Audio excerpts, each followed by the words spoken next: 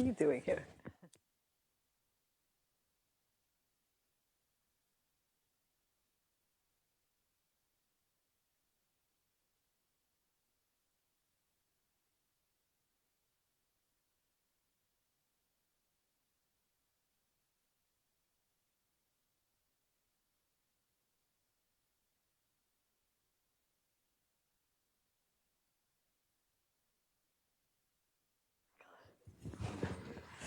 Yes.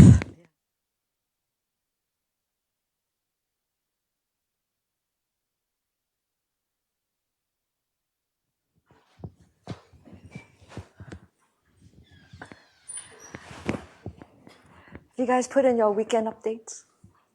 Do you remember, everybody? It's due today because it's past the weekend.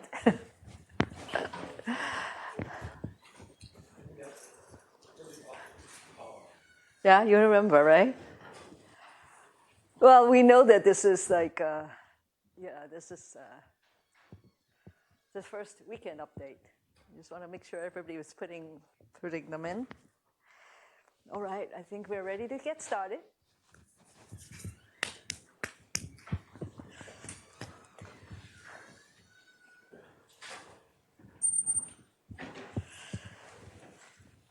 All right.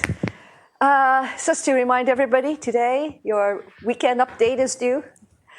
And we want to keep track of what's going on with your project every week. We know that this is kind of like the first week after the proposal, and you have just recently got your assigned mentor. And, we went through all the projects and we figured out what is the best one to work with you.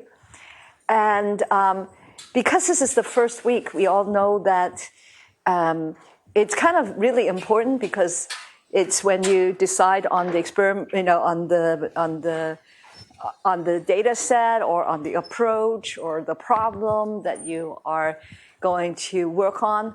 And then for this week, I have been arranging meetings with some groups to help you get launched, especially with projects that are not so obvious, okay? And if you have a project that you feel like it would benefit from having a meeting with me, and please let me know, and we can bring your mentor in, and we can all meet together, type of thing. I think this is kind of trickier in the first week, and I'm happy to do that. And I won't be able to do that every week. There are just too many groups. But if you feel like this is something we need to do, I'm happy to do that. So what we're going to do today is to continue with the lectures, talking about how do we build these agents. Remember at the beginning, we got you guys working with the systems. We didn't get into the details. We talked about Storm, we talked about WikiChat, and now we're going to begin the series on talking about structured data and hybrid data and so forth. Okay, so just to remind you, the overall picture here is that we say LLMs just cannot be left on its own to answer all kinds of questions. There is so much data in knowledge bases and in free text, we have to go retrieve them. We talked about RAG, which is all unstructured code, and it is all based on information retrieval. And what we're going to talk about this time is about knowledge bases. We're going to start with the basics, which is the structured data, which is like SQL, where you have a table, where you have a schema. And this is a picture that we introduced earlier, and we didn't get into the details. So I want to remind everybody where we were. And the whole concept here is that we want to build a semantic parser. It's a neuro-semantic parser that takes English and turns it into an SQL query for your table. And this semantic parser, we are just going to take it like a generic one, and you provide the schema, provide the prompt and examples, and you generate the SQL without retraining retraining the semantic parser if we could. Okay, so this wasn't possible before the LLMs, but now with LLMs, we want to know where we are, what can we do, and so we're going to start with that. So, for example, if I show you this simple sentence, it looks very simple, right? show me the best Japanese restaurant in Palo Alto, something that we would like to know. And that turns into an SQL query over here. It says select star from restaurants, which is a table containing all the information. And that simple sentence, the yellow part is a clause, I suppose there are two green parts. So there is the Japanese, it has to be in the cuisine. The location has to be Palo Alto, and it is, you want the best, so you order that by rating. You didn't say the best rated, you just say best. We have to be able to translate in natural language to something that we have in the table. In this case, it is the rating. And if you want the best, we just take the first one. And so that, given that SQL statement, we go to the database and we select the result. And then once you have the result, you have to turn the returned records into a good answer. And at that point, you have a response generator. And in this case, it says, oh, I searched for this restaurant. Notice the response here. It doesn't just say Daigo and Palo Alto. It doesn't just say Daigo, okay? There are two things in this answer that I want you to pay attention to. The number one is that it actually tells you what it did. It says, I searched for the best Japanese restaurant in Palo Alto and find Daigo. It's a good restaurant, by the way. And the point there is that if I just say Daigo, and if I actually happen to misunderstood the sentence and thought you were talking about something else, you would not even detect that the answer is wrong. So phrasing the question is like required. You always have to phrase the question. But the way it is phrased is very natural as opposed to, I think you said blah, blah, blah, blah, blah, okay? You just say, okay, in the whole sentence, it's like, oh, the best restaurant, blah, blah, blah, is Daigo, okay? And then it continues, it confirms, it says specifically it has 4.5 rating, something that you didn't ask for, and it gives you a little bit more about sushi and Japanese cuisine. So this is the kind of question that we want to generate, okay? So that's the problem, translating from natural language to formal query. So what we're going to do in this part of the lecture is just to focus on the structured data. Today we're going to cover 2 lectures. Okay, we just focus on the structured data, and what I want to tell you is that a lot of times when people talk about informational seeking question, these very casual questions are actually formal queries. Before I did this work, I never thought of it this way. I say, oh, you have a conversation about X and Y. But I didn't realize that just simple things that we are saying on a daily basis has a very precise formal representation. So that's what I want you to notice. And I have a suspicion that if we teach LLM more about formal queries, its thinking will get crisper. The representation, what I meant by that is that the neural net representation will be crisper in understanding how questions should be phrased. Okay, so this is something that we want to do. We want to verify, but that's the idea. It's a hypothesis. So we understand what it means to look at natural language questions.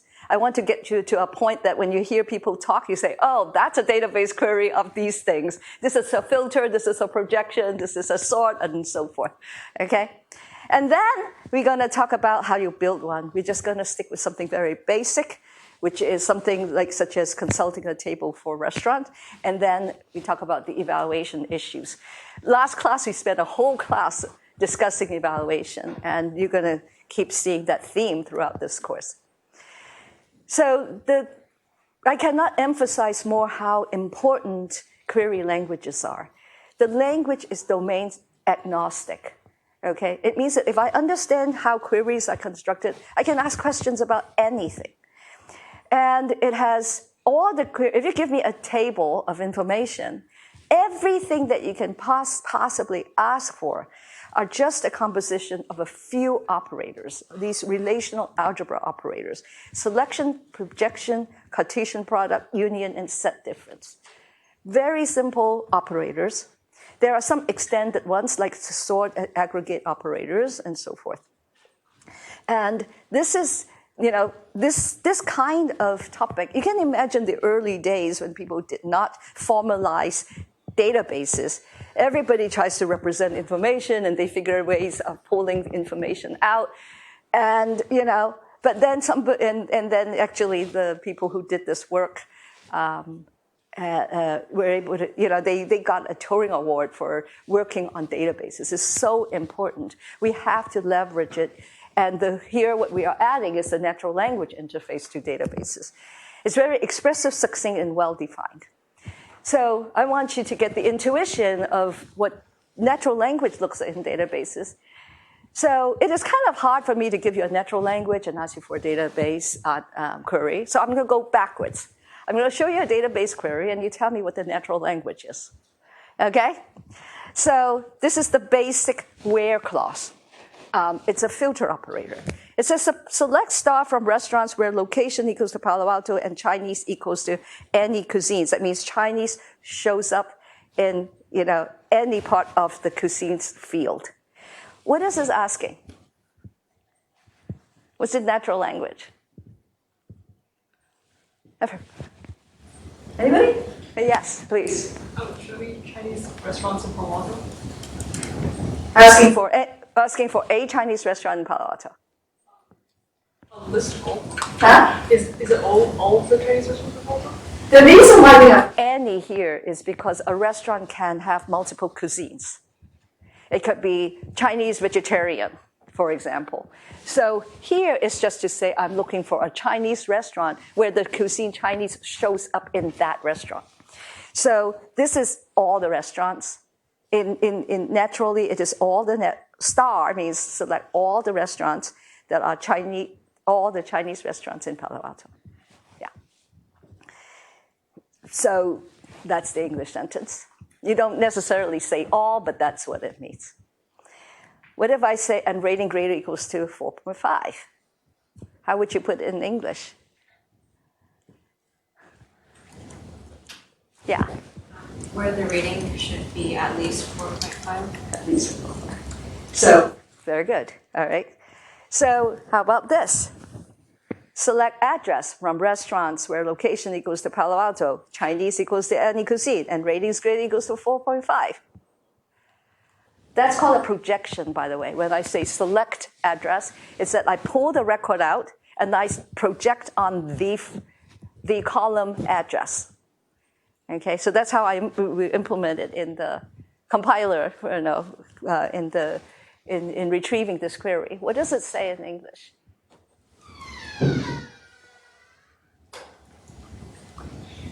Yeah.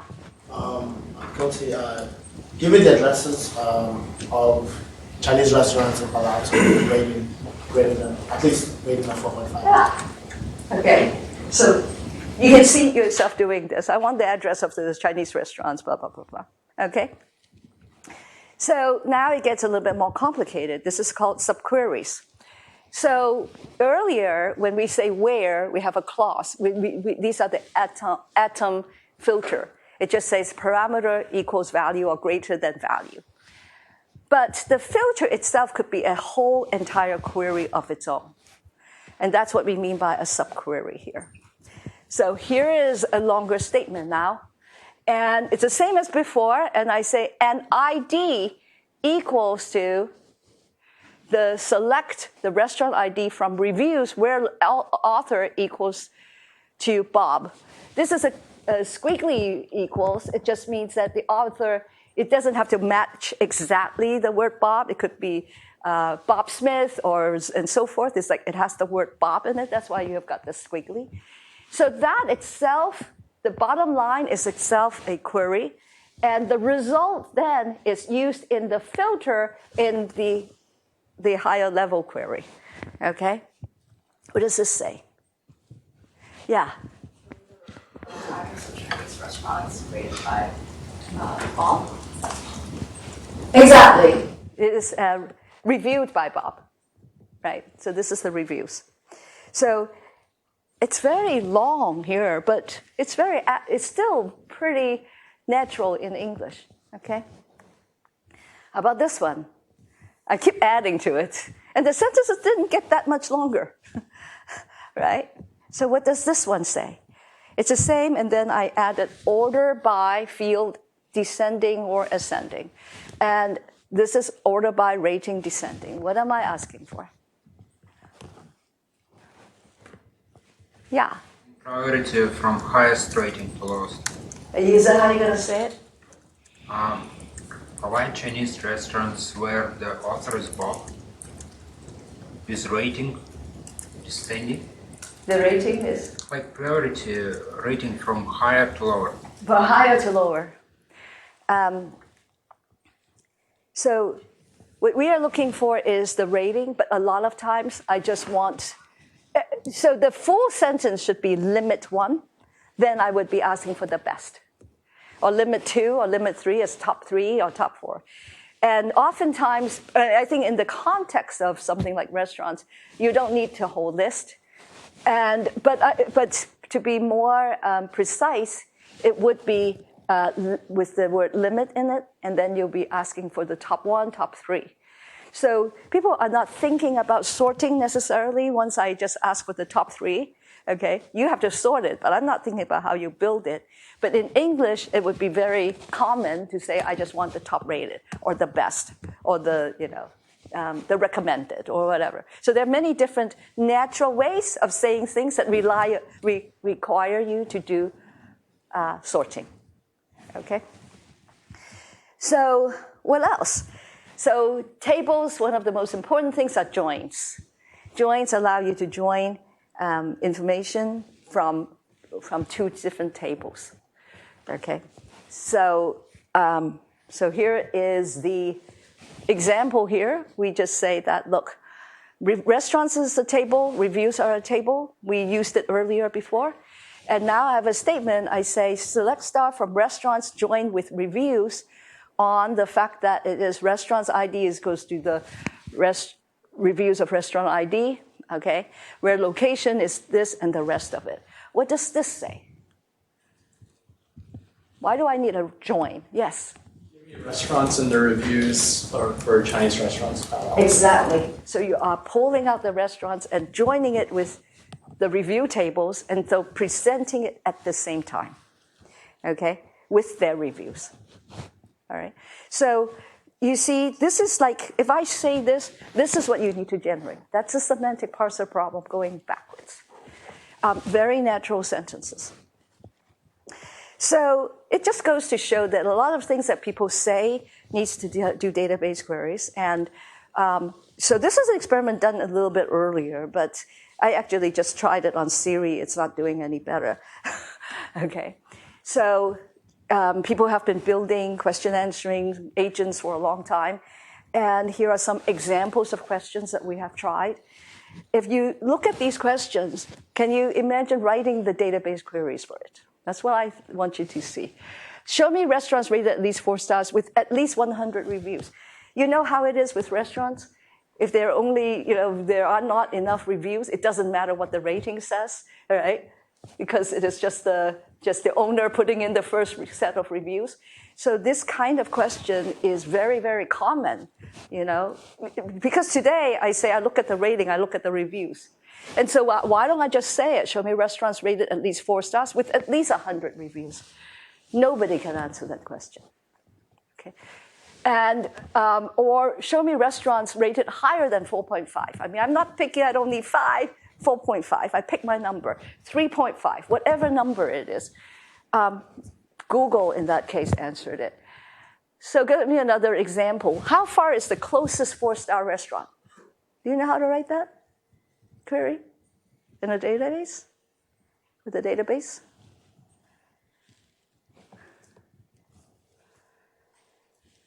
Do you? Suppose you know your current location. How would you write that query? Yeah.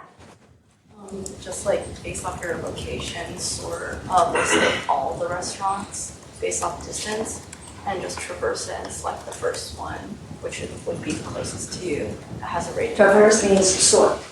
Yeah. Okay, so you first of all have to calculate the distance. right? You said you take the location, you have to find the location of the restaurants, find the distance, and you sort on the distance. Okay, so you see, you're coding, right? But this is expressible in this SQL query just as it is, just with the standard syntax. Very natural sentences, right? How far is the closest 4-star restaurant? That's easy. Find a W3C employee that went to Oxford. You probably don't know who it is. Does anybody know who that is, by the way? And nobody can answer that question. It turns out to be Tim Berners-Lee, who is the inventor of the internet. Like, this is like Turing Award winner and all that. But they don't know that. I mean, none of the assistants know it. And what is the database query for that?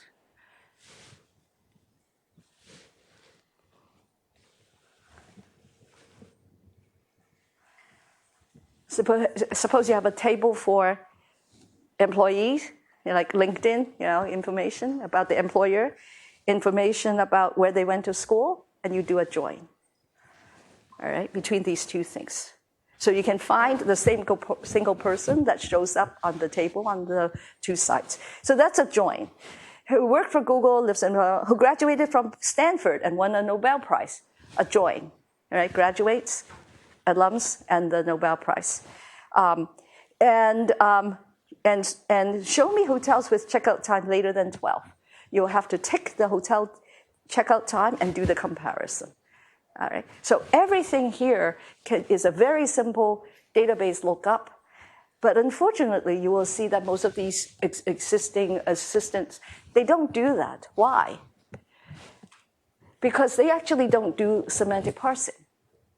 They figure out what are the most common questions, like what is the best restaurant around here? I just ask Siri, anything about rating, and then I say show restaurants rated higher than 4.5, and then it will pop up a bunch of restaurants and say, what rating are you interested in finding out about? Okay, they are not answering the questions. They just pick up on some of the most common questions that they have coded and give you that as the answer. They didn't really go dig into the databases. So that's the reason why I think that this is an opportunity here. It's like the system that we're building. If you translate into the database, I don't care whether they are common questions or rare questions. As long as they can be answered by the database, I can give you the answer. Because people ask questions for whatever reasons they want. Okay, it's not a very, some of them are reasonably common, but it doesn't matter. There are many, many possible questions, and this is what I can do. So, for example, let's go back to the restaurant case. If you look at Yelp, Yelp has a whole bunch of APIs, and it has a bunch of, this is the schema with a bunch of fields, which is very natural. Name, address, location, phone number, opening hours, cuisines, price, rating, number of reviews, popular dishes, very, very common. So once you have this database, and if you're able to generate this, the formal SQL queries against it, all those questions that I show you that have to do with restaurants can be answered. So here is just an example of a conversation. You start by saying, oh, my dad is visiting in Mountain View. What do you think about dinner choices? It is not, what are the restaurants in Palo Alto? Okay. However, no problem. If you take GPT and Chat GPT, it will come up with something like select staff from restaurants where location is close to Mountain View. It extracts out all the information that is irrelevant to the database lookup, and it just does the reasonable job as you expected. It comes back with a decent answer that we constructed, and then you say, oh, I found Pascal, and it talks about this Spanish restaurant, and then you say, oh, how about Italian? I just want to switch. I really like the food when I visited Florence last year. Nothing to do with the query, and it extracts it to the exact information that you really need for the database. So that's the concept here. It's just a lot of sentences translates to simple database queries. What is the ham called in Italian? Oops, that is not a database lookup. Okay, so in the conversation, you can expect that. And then they say, oh, we'll be visiting Stanford. How about in Palo Alto? I switch from the cuisine, searching around cuisines, to a location here. And no problem, it has an update. And it remembers, because of the conversation that has gone on, that you are still talking about an Italian restaurant. Okay, so this is a conversational semantic parser. It is not just looking at the last sentence. It has a lot of ellipses, right? I did not say Italian, but you have to remember it from the context. And that's a semantic parser problem. So the thing that I want to make you be aware of is that it is very natural. A lot of natural language sentences can be translated into formal database queries. Natural language is compositional. Okay, in a single phrase, 7 words long, I may be asking for 3 clauses, filled in the database queries. And so I want to ask you a question. If I give you Yelp, how many possible queries are there? You saw the schema. There are only about less than 10. How many queries can I make out of it? Can I memorize all the queries and give you the answers? From taking natural language to the formal query. How many queries are there? Yeah. Let's say infinite, because you can make infinite amount of words with like a very small subset. Precisely. Okay. It is a grammar. Based on a grammar, it's compositional. You can keep composing them arbitrarily. And if I give you an expression, greater than 3, greater than 5, greater than whatever, that's already infinite, right? Any of these clauses can potentially be a unbounded, I would say unbounded concept. It is enumerable, okay, because I can look at the constructs and I say, which constructs are you using? I go from all the single constructs, 2 constructs, 2 clauses, and so forth. But it is really infinite. This is the standard about language. Natural language is infinite. The grammar, the formal language is infinite.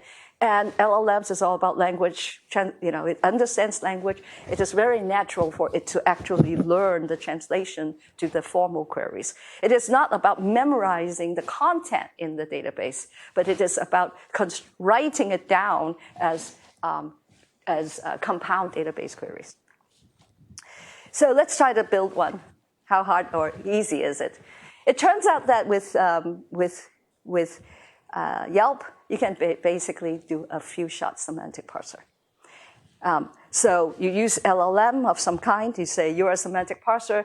Generate a query for a restaurant database with the following signature. You give it the signature plus a few examples. This is why we call it few-shot. And it seems to perform pretty well. Okay, that's the starting point. So if you look into it, there are a couple of places where we need to do a little bit more work. I should mention that the reason why it works surprisingly well is that restaurants are well known. If you give me a table with all the chemistry names and interactions and stuff like that, and maybe something even fancier, or a table of this people in a storybook or whatever it has never seen before, that's a totally different story. But when it comes to things like restaurants, it understands when, the opening hours, closing hours. It knows all the terminology already. So it does really well. So what we talk about here may not translate to every single database, but what is important is that LLMs already know the basic SQL syntax. Okay. And the observed issue is with the enumerated values. So for example, in a typical database is that they have codes. It's like when it comes to price, we just match it to one of, say, 4 codes. It doesn't have the exact number ranges and so forth. It's like cheap, moderate, expensive, luxury. Okay, these are the categories, for example, with Yelp. So it turns out that if you give me something like this, as enumerated type with about 10 values, very well separated values, then LLMs just know how to use these values. You just declare them, and then it will pick them. So, for example, you say, well, what are some good inexpensive Chinese restaurants? It will know that you're looking for price is equals to cheap. You have to use the word that is being used in the enumerated type, because in the database it says cheap, it doesn't say inexpensive. So you have to match it to the specific word that is in the database. Now the problem here is that if you look at the cuisines, which is a list of words, it has actually over 200 values. If you stick 200 values of each enumerated, type has 200 values, you have multiple of them, it just gets big as a list. So if you put all the choices of all the fields into the schema, it gets long. So it doesn't do as well, doesn't do very well. Okay, and as we mentioned, the database search expects an exact match, so we have to do something smart about it. So give you an example. If I say, show me a cafe, you might want to say where coffee is in the cuisine list. And as it turns out that Yelp doesn't have coffee.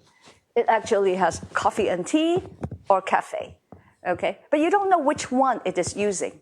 You cannot just stick in the word easily. I mean, you can, because there are too many of them, 200 of them, the LLM is not able to decide and choose one of them, if you just put it all in a gigantic list as part of a schema. So what do we do? So for the large enumerated types, we play a little trick. You just say that, show me a cafe. We want to keep the semantic parser job simple. And so we say, let us just say that you can put whatever word you want, say coffee, in this any cuisine. But I know that I'm actually doing a classification. Okay, I need to pick up cafe and find the thing that is closest to it. That's a classification. But we want to you want to leave that out from the semantic parser. The semantic parser just thinks that it has whatever cuisine it does. So it just parses that to coffee equals to any cuisine. And at that point, we say that, but cuisine is an enumerated type. Equals means classification. And now I have to do a classification step.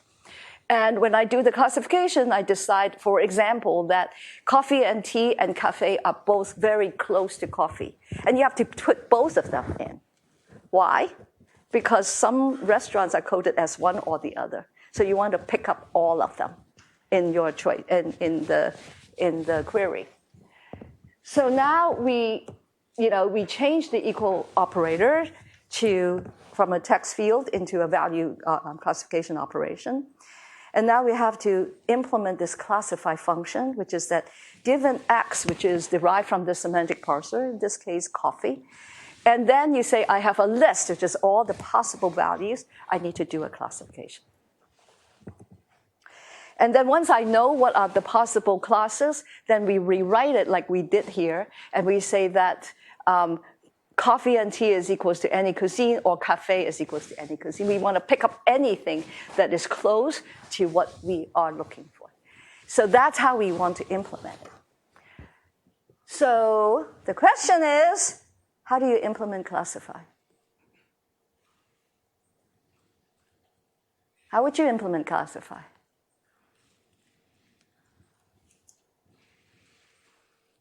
I have a word, I have a whole list, yeah. Like the word in the list and say which of these best applies or none of them. That would work. Up to maybe 200 names. And that's what I would do. And then we will talk about cases when that's not good enough. And we will defer that, and we have to go do extra work. And this problem can get harder, but the first round is that you just use LLM. Okay? For something like restaurants, no problem. And we just pick up whichever one that you want. In this case, I don't have to find the best one. I just find multiple that actually work. So the full agent is relatively simple to build. So the first thing we notice is that some terms are not queries. We showed that already. We just let LLMs answer those, and then we do few shots. The few shots it's just to teach it more about what those fields mean rather than teach it SQL query syntax. You really don't need to do that. So this is the agent, the entire agent. You give me a query. The first thing I want to do is to check if I need to do a database lookup, right? If you ask me about ham or this and that, I can just answer your question using LLM. So you can actually click on the slides and you will see the whole prompt. It's not that complicated. You just say, here is your restaurant virtual assistant, and here are some examples, and this shows you some of the examples and the style of answers that you, and so let's take a look at the first one. It says that, can I help you? And they mention something, you decide, oh yeah, check the database is equals to yes. And here is an example where you check the database, it is no. This is just to work on the classification. After you get the classification, you do the semantic parser. And the semantic parser shows you some examples of here is the schema. And then there are just a few examples of how you translate the user query into target and so forth. So even if the user doesn't say 3, he's like, what are some Japanese restaurants in Kansas City in the context of restaurants? We're not going to give you the whole list. So we'll just give you some number of them. And sometimes we can choose to throw in the fact that you want to limit the numbers based on ratings and so forth. Okay, so you can kind of adjust it a little bit for your problem domain. Then you go to now you have a query. It goes through the SQL query, and it looks up the database and get the results. And as we are doing the SQL query, that's where the classification enumeration comes from, right? Because it just passes and it says, oh, you're looking for a coffee in the cuisine. But coffee is not one of the allowed lists. And how do we figure out which is allowed? We go through this classify enum, which is another LLM prompt. We get the answer, we come back and response. And if I don't have a result, I have to generate another response and says that, oh, the data is not there. So you can take a look at the slides and then you can look at the prompt. It's very simple. It's so easy to build to get this first round. So the answer here is that they're relatively easy to build. The hard question is the evaluation, actually. So what do? We have been working on this prior to LLMs. We have a whole bunch of data set. We have a data set, and then we measure the query accuracy against our, measure the accuracy of our LLM-based parser. On the annotated data, we actually get very poor results. What do? What do we do when we get a poor result? It's poor. What do? What do you think? Anybody? Yeah. Manually look at some of the errors. Look at the errors. Exactly. Okay. We look at the errors. We spot check the results by hand. And you have to do that. You just don't know what you're getting unless you do that. Don't assume anything. And so what we discovered is that, suppose I say something like, what's some great Mexican food around Bernal Heights? And the goal target looks like this. And the predicted target by LLM puts in a rating in there. Okay, you are looking for great restaurant, and it says, oh, maybe rating greater than equals to 4. What if you say rating greater than equals to 4.5? It's equally good. But as a matter of fact, the annotated answer actually doesn't say anything about rating. We dropped that. So there is actually, I would say, the hand annotation was worse than what GPT is already naturally doing. So here's another example. This is from another data set. We didn't prepare that ourselves. It says, name all cards with there's a pretty specific question here. And if you look at the gold answer, the first one, select the ID, the predicted target says select the name, with the rest of them being identical. Which is better? I would say the second one. Okay, you're going after the name of this card. So what we discovered throughout is that it is so good that the gold target is actually the problem. So in our discovery process, it's like this. We first of all try to get good results. And we realize it's like, oh, that's because we code it this way, but GPT likes to code it another way. So let us try to get, we change the prompts to show GPT what you're supposed to do, okay? So that's the first thing we tried. And then we kind of realized it's like we have so many conventions that are not justifiable, okay? So why don't we maybe we should fix the annotations in the benchmark so that we can match. And then afterwards, we just realized, it's like, why on earth are we fixing the annotations by learning from GPT? GPT is doing it right already. So why are we trying to, what does fixing the database do us? It is already better than annotations. And this is done by our students. This is not done by Amazon Turks, people who are not familiar with anything that we are doing. This is like the best we can possibly do. It's like, what on earth, what does it mean to fix the annotations in the benchmark? And this is the first time we realized that we have landed on this new planet that I was trying to tell you about. It's nothing like what you have learned in the past, where you just keep training, improving on the gold. The gold is suspicious. What should we do next? What should we do next? You guys are going to be facing these problems, right? What do you think you would do next after seeing this?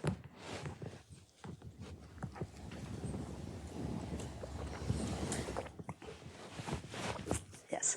You can't really use a data set, try human evaluation. You try to do human evaluation? Yeah.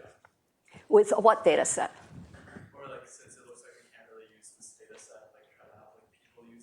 You try to get people to use it. Very good. You have to get people to use it. And hopefully you get somebody who is not yourself. Try it on a real user. That's the thing about LLM is it is not about testing on on benchmarks anymore. Okay? Remember, the first thing I'm trying to do, I'm not trying to evaluate. I want to know if it does well with whatever means, and then you worry about evaluation. Remember that there is this big piece that has nothing to do with training data. And so what did I do? I try it on a real user. I just grab a colleague and I say, look, I built this, try it. And guess what? This is what the sentence he used. Find me a spicy Chinese restaurant in Palo Alto, and we failed. Because I don't have spicy in my schema. It doesn't belong in the schema. But that's what people want. People don't want just a Chinese restaurant. I want a spicy Chinese restaurant. So how do you figure that one out? Should I just tell him, go away, we don't know how to answer this question? Or do we fix it? And how do we fix it? Where's the answer? Yeah. Look for other sources of information that might not be in the existing schema. It is not in the existing schema, but it's actually in Yelp. Where is it in Yelp? Look through reviews or You have to look through the reviews. So this is the first time we realized that, the information is not there. There's nothing you can do to solve this problem. And it is such a nasty problem that we say, okay, it's just not going to work until we get to the to the free text, which requires us to do hybrid databases. And it's like, there's no point in doing evaluation on Yelp because it is just going to fail in real life. You can keep making these limited questions to check on the database, accuracy. But why? It seems to be good enough. So we basically paused this and we went on to study the hybrid database problems. Okay, so just keep this in mind. The problem keeps evolving because LLM is good enough to do the next step if you provide it with the information. So here, this is a little exercise. We did not get to evaluation on this. We're going to do this after we add the hybrid data. But this used to be a huge problem, just parsing SQL query for databases. If you give me something well-known, small table, it just works with a few shots.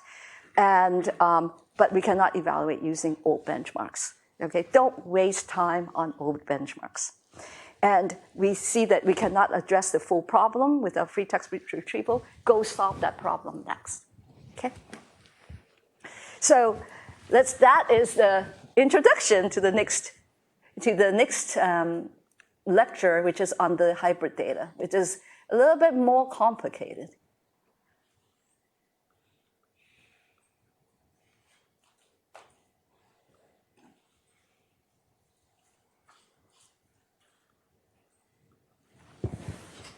So how do you find a restaurant on Yelp today? Is like after you kind of find the high level, we go and, I don't know about you, I go read some reviews, okay? But how many reviews can you read? You just read the first few and you say, it's good enough or whatever. But there is so much information in the reviews. So the question now is, how do we combine them? So if you look at the Yelp, you've got this is what Yelp actually contains. There are the blues are all the schema, the schema that we talked about. And then there's free text, like popular dishes and previews and reviews and so forth. There is just a lot of useful information around that. And there's a lot of text. Okay, and thousands and thousands of rows. Obviously, a tool can help you because I'm not going to read all those reviews. I want to be able to retrieve.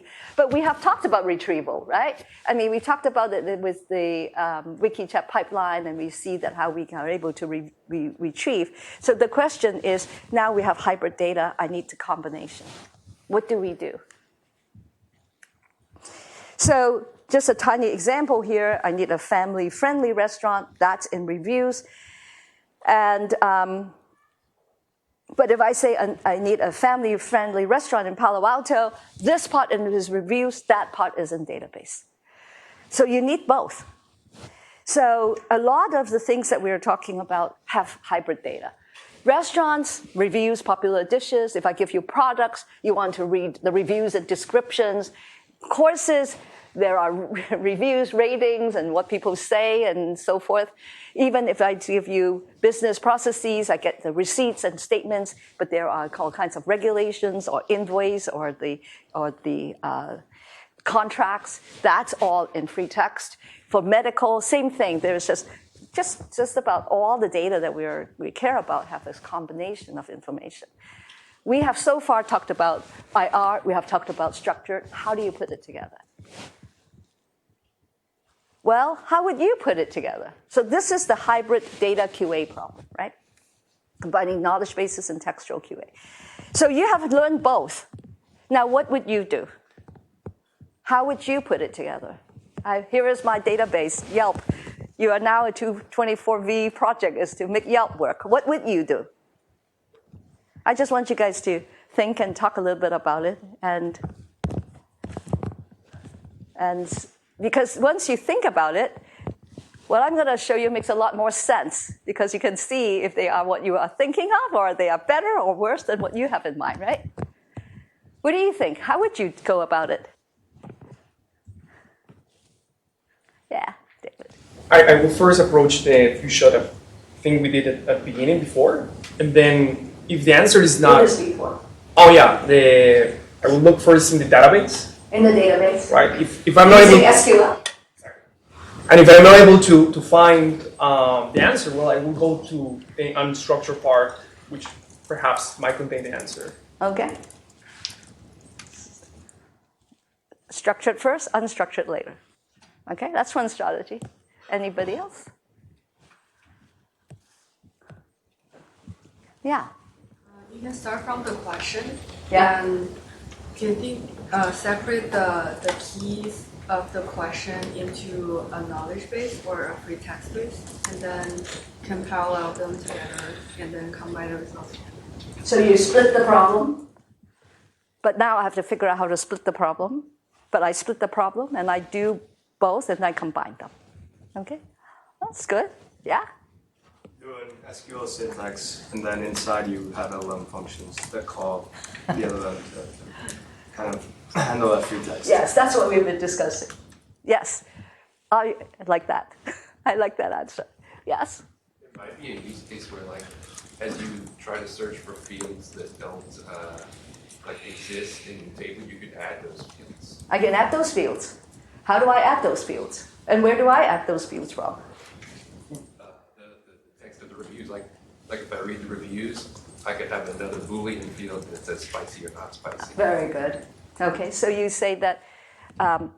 Why do you need that? Why can't you just search from the text? What is the advantage of turning that into a field? To make it faster, if someone wants to search for it again. To search it for again. What is another example of advantage? Any other advantages? Probably. For example, anybody can help him here? Are you following on this? Yeah, it'd be a lot easier to analyze the data. Like you could see oh hey look, the spicy dishes have average of 3 stars, non-spicy have average of 4 stars. So you can as a restaurant owner see. Now you can start doing correlations. Yeah. Because now you have tables, you can do correlations, you can do sorts, you can do averages, you can do sums if it is not just a Boolean, of course. And because that's relational algebra. So that's a difference. The relational algebra allows you to do aggregated calculations, like the total, the sum, the average, the whatever. And you just don't get this. If I am using IR, I have to pull them out one at a time. And I have to read the whole, find all the values from every single record and then put it into a table in a sense in order so that you can sum it up or do whatever it is. So there is this concept that maybe we can go from natural language to a schema, okay? And that is the term coding. We are coding it. Having a code book. I think I mentioned that a little bit. Our class is kind of like recursive because I want to get you going at the highest level with all the ideas, but I want to also make sure that you understand why we have to go to those techniques. And that concept of turning natural language into these columns is coding, code books, which is a term that is used outside of CS, and not just CS. Okay, very good. Any other concepts that you want to bring up? I think that's a good session. So let's just talk about what people have been doing. There are 4 techniques that I want to bring up before we talk about the combination of putting LLM functions into queries, and that is the language SUQL. We're going to talk about it in the next class. But I want you to think through the problem by looking at how people have approached it. And so the first one is that it's a little bit like what David is talking about, and a little bit like, what is your name? Monica. All right. I won't even forget that. So it's a little bit like, can we tell what query it is and do whichever? So this is the first paper. This is 2023. Could it just be 1 year ago? This is still 2024. This is 2023. And what they did is that they don't just talk about any free text. The free text is a subjective knowledge, which is for example, reviews. So it's kind of like a subset of all the things that can go into free text, but it really doesn't matter. The whole problem that they are solving is a task-oriented data set, like finding a restaurant, finding a hotel, but they also want to take into account the subjective information that is only written down in text. And according to this paper, they said this is the first data set which contains subjective knowledge-seeking dialogue contexts and manually annotated responses grounded in subjective knowledge sources. And the data set is multi-WAS. It is very well studied for dialogues. And I do want to mention that it turns out that this is it is so poorly annotated. It just goes to show that Google went through it, Amazon went through it, it is still poorly annotated. Just like our PhD students annotating Yelp, it is still poorly annotated. Just keep that in mind. So this is their data set. And this is the largest task-oriented data set with subjective knowledge. SKTOD at the bottom, hours, and that's the size, 20,000. It is manual, dialogue, TOD, task-oriented data. It has query, aspect, sentiment, knowledge, and so forth, okay? So this was kind of like state-of-the-art 2023. And what they have is basically a binary classifier. You have a turn detection. The yellow is going through the domain-specific API and DB. They actually did not use SQL. It was just matching to slots. It's just kind of like a lame SQL. And the blue box is really IR. I don't want to get into the details of the IR answers, because, how we do IR, because we've discussed this a lot already. But you see that this is a binary classification. So that's their method. The second paper that I want to bring up is the one from Stanford. It's 2021. And they built this chatbot. 2021 is anything before LLMs is a different story, okay? Everything is harder. It was Chirpy Cardinal, and they won the second prize in this competition. And it is an open chat, and the whole story is, the whole goal here is, can you engage a user actively for as long as you can, okay? They're just comparing how long they can talk without the user getting bored, upset, and or just tired. And so this is their pipeline. There's a lot of different pieces because at that time, LLMs don't exist, and then they just have to kind of create many, many modules out of it. But the most important thing I want to mention is this basic concept that when you give me a question, there are different modules to answer different kinds of questions. Sometimes it is just the language model chatting. Sometimes it is looking up a database. Sometimes you're looking up free text. So they actually build they take the input and they run it across the different modules, and then you choose the one at the end. Okay, so there it determined the RGs to be run. Sometimes it's just multiple, and then you just pick the right one after the results are formulated by the different modules. The good news is that you can just take existing modules, free text and databases, and just run them in parallel and use it somehow, choose one or the other. And what is the weakness here? If you just choose one or the other? You lose diversity, I guess. You lose diversity in the answers. Why? Because, for example, news, the style I phrase the answer in news pretty much differs, for example, in a conversational matter. Right? The user might be looking for a conversational, but then I'm giving a news, which is not. A news? A news piece, which doesn't match. Oh, you have to answer properly, right? I mean, the fact that I just used, if I choose just KB or just knowledge base or text, why do I have a problem with diversity? That's the question I'm asking. What is it that you miss here when you do one or the other? Yeah. Answers are a combination of knowledge from both. The answers, the examples that I show, family friendly, and in Palo Alto. One is from a knowledge base, one is from free text. If you use this method, what happens? you can only do like one or the other. You can't answer both. So one, you return all kinds of restaurants that are in Palo Alto, and then over here you return all kinds of things that are that have Chinese food. And now what is the answer? Now you have to do a join. I mean, you have to do an intersection of those two in this particular case, and you just don't get it, right? Oh, so here is an example, right? We did try it using that method, and it just gives you some. Let's see, what is it? It just gives you. It just doesn't give you the right answer. I think it gives you an Italian restaurant, but that is just not romantic. I think I cut the question out, answer out somehow. But what is interesting is that, is it common? It turns out that in our experiment, we just ask people to ask questions about restaurants. 55 out of the 100 questions need a combination. Okay, so we just cannot answer those questions. So those are the two methods, 1 and 2. A third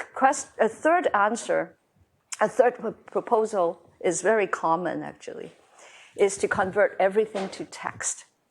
So this is done by Unique QA group. This is 2021. And they convert everything to text. There's text, semi-structured data like tables. They just read the tables and turn them into text. And then the knowledge base itself, it's all text. And now when everything is in text, you can just treat it as an IR problem, right? So, so if the tables are linearized, Wikidata, it's very tricky. It's like entity, property, entity.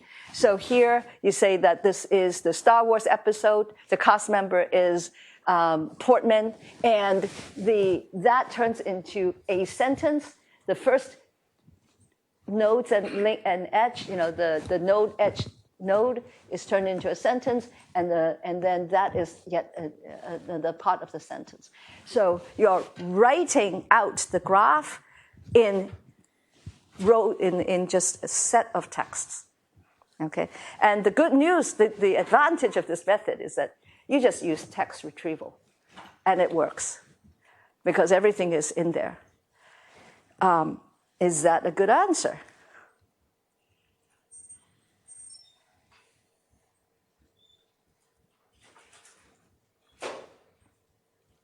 Yeah. Back to just doing purely text-based retrieval, right? You kind of lose the whole. But you have all the information in text. You lose the benefit of the structure that you had before. Okay, what is the benefit of the structure?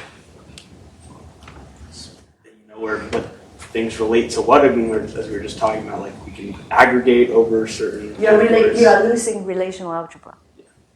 Okay, you may be able to pull out the text piece by piece, but how are you going to do joins? How are you going to do filters, intersections, sorting? Okay, you're losing relational algebra operators. Yes. So, but that's what they proposed. Okay, this is the state of what people are doing at that time, and then what they showed is this result. Okay, I want you to look at this result and tell me what do you learn from this result? What should you be able to learn from a table of results like this? So what they did is that they took three data sets. They run it on just the text using the same text retrieval method. Just the text, just the tables, just the Wikidata part in text. Text plus tables, and then text plus tables plus Wikidata, and this is the result that they reported. And does it show? What does it show? What do you learn from this exercise? It's a lot of work to get these numbers. So when you look at this, what are you observing? It's more important that I teach you how to look at numbers and critique it, as opposed to what exactly are these numbers, okay? But this is what you show. What do you say?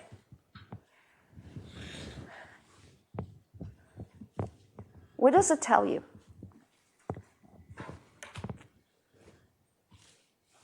A bunch of numbers. Is it good or bad? Okay, is it good? Are the numbers, so the whole point here is that They have all turned it all into text. Are the numbers good?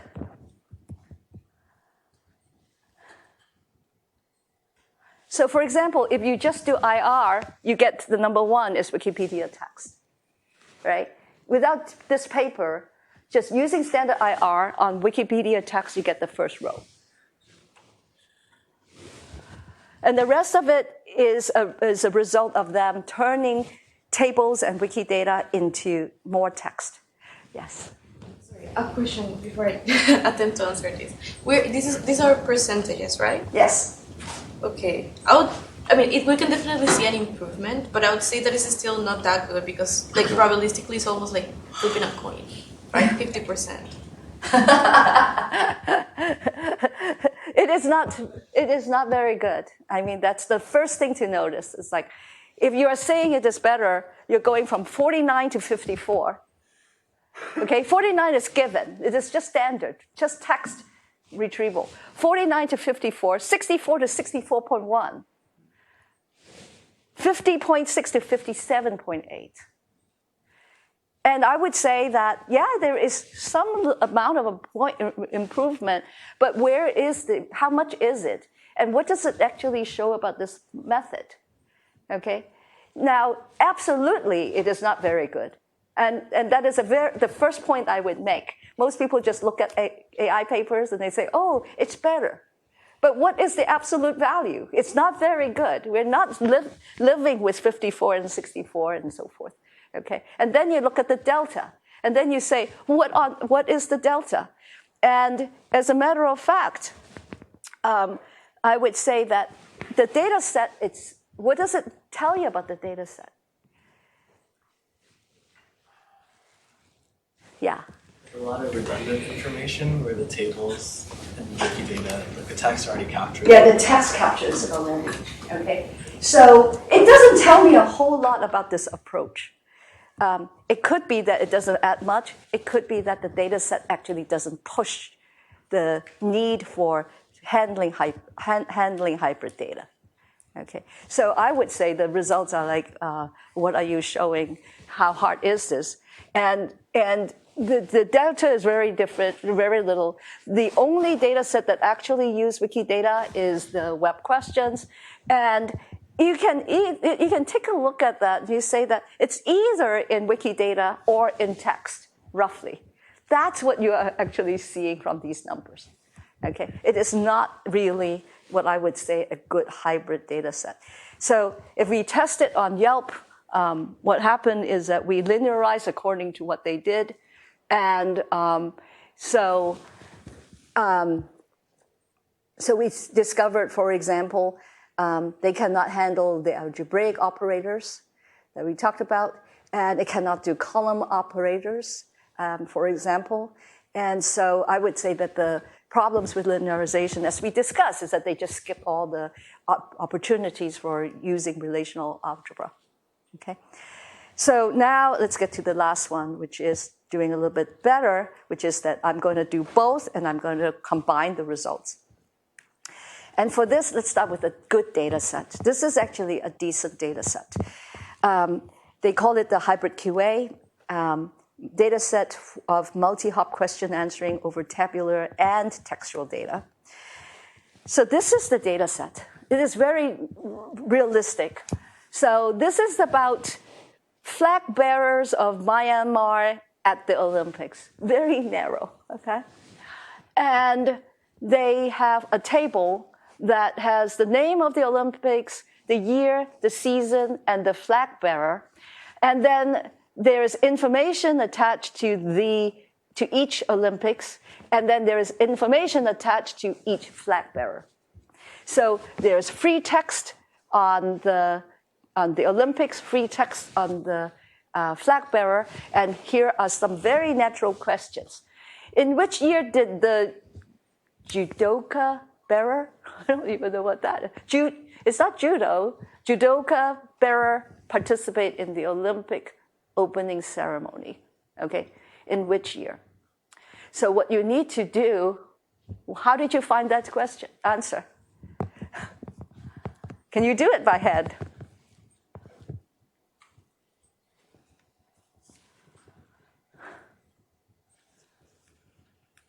So you first of all have to look for judoka, and that is only in the Wikipedia pages, all right? And you find that the top person, is a Burmese judoka, and then from there, you know the name, and then from that name, you can go to, it is mentioned to 2016, it's in the Wikipedia page. So that you can find in Wikipedia page. So the second question, which event does the 31 Olympic flag bearer participate in? So you can start with 31, the Olympic bearer, and then for the event, you will have to look at the text, okay? So I cannot search the text directly without looking at the table. So what they did is to show you 6 types. The 6 types of queries. The first one, you have to look at the table. T is table, P is for passage. That goes from the table to the passage. The second one, from passage to table. Passage to table to passage is the third. Then you have to do table and S. What is S? So what does it say?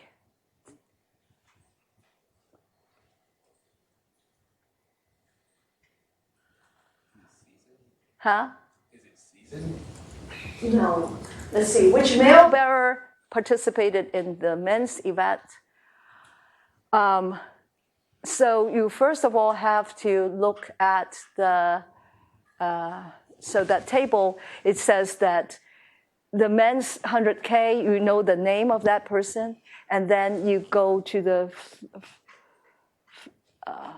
you need to figure out it is gender. Oh, that's this gender table, maybe? The sex table? And then you have to combine them in order to figure out, make sure that that's a guy. Okay, so I think that that's what the S is. And it is multiple tables. And then you have table for comparison, P for comparison, and superlative, which is like the youngest, the oldest, which is the sorting that we are talking about. So what we are seeing here is that they require to do A and then B. You cannot just do A and B. It's not either A or B. You cannot do A and B and then compare. You have to do A and then B. How many types are there? Are there only 6 types?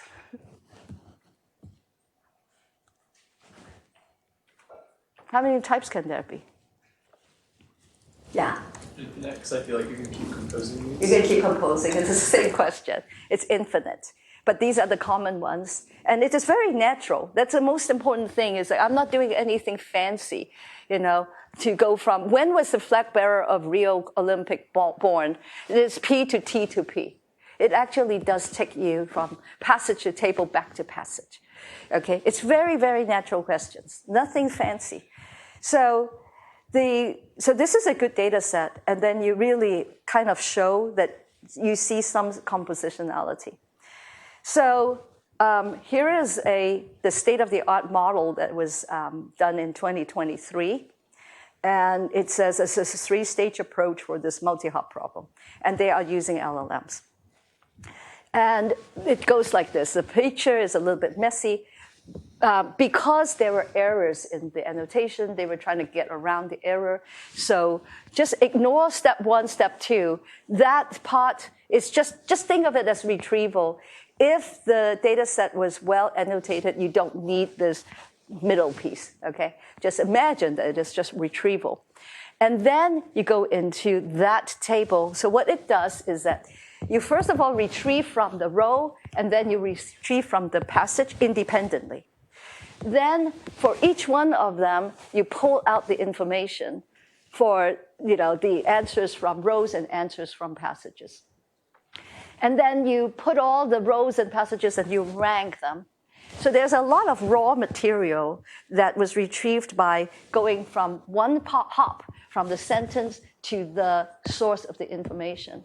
You take this information and you give it to the LLM, and it can integrate them, okay, and combine them using the smart of LLM, all right? And then it generates the answer.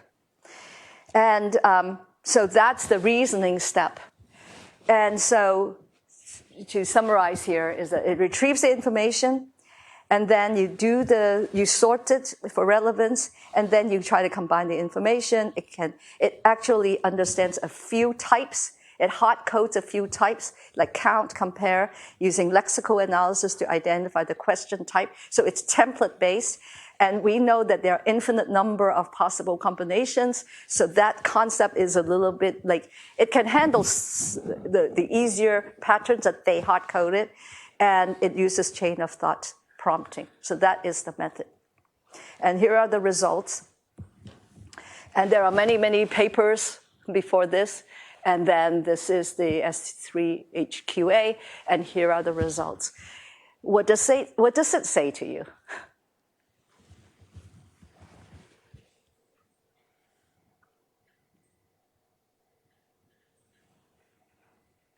They have the best result, except for that column, the F1 compared to DEHG. But what does it say to you? And then they also have a human results, because human is not 100%. But the fact that the human gets to this point, that means that what it says to me is that the data set is reasonably well annotated. Okay? This measures the errors that can possibly be there. Because if there are errors, humans will not be able to replicate that. You see, now you have to look at data. It is all a result of an experiment. It is not absolutely good or bad. It's like, you first of all have to wonder if the data set is good. And by looking at the human, I would say it's reasonably good, not 100%. And what else do we see from here? Are you going to say something? Better, but not significantly better than previous results. It's really not significantly better. It's only, I would say it's in the noise, almost, right? There's a little bit better. It's kind of consistent. It's true, but it is so small relatively. You are not making a breakthrough, I would say. It's not breaking through the next level of accuracy. Yes. In machine learning, do y'all not do statistical significance or confidence intervals? That's a good question. But this is small. You can eyeball it. When it is so small, you can eyeball it and ask for significance. I don't think we need to do more tests to figure out the significance. Okay. Okay. But if we were to see like a larger gap, like let's say like a 5% increase or a 10% increase, then would we go through like the statistical significance to see if it's actually better? That's a good point. I mean, if you look at all HCI papers, they all require you to do p-tests and so forth to talk about significance. But it's kind of not so meaningful to ask with numbers like this. Okay. And the point here is that they have a fundamental problem, is that the data are retrieved in just one hop. You can combine them if it turns out to be something combinable, but you just cannot solve the cascading multi-hop problems, where the data to retrieve depends on the first hop answer. And of course, there is first hop, second hop, third hops, and so forth. The lexical analysis is kind of weak. It does not really understand the full semantics of arbitrary compositions. And they can do one count, one compare, but sometimes you need both. So it is not complete in any way, but it actually kind of shows you, I think that data set is good. The data set is showing you something that requires this type of a better solution for hybrid data. And so I would say the conclusion here is that it is actually very natural to have questions that require composition of information retrieved from database and text. We talked about 4 methods. Trying to do just text or just structure is inadequate. Then there are different approaches to combine them. One is to flatten everything, turn everything into text. It sounds terrible, but a lot of people believe in that. And I just want to comment on this, the fact that there is value in this method for simple questions. Okay, if you have simple questions, this is a pretty good technique. And if you, the worst thing, the worst combination here is that you try to do something really hard, and it turns out that linearization works well already, and you feel like you have not done anything. Look at your data set. Okay, the first thing is that you have to make sure the data set matches the thing that you want to test. And the data set that this linearization paper was tested on, actually they do not have a lot of hops. So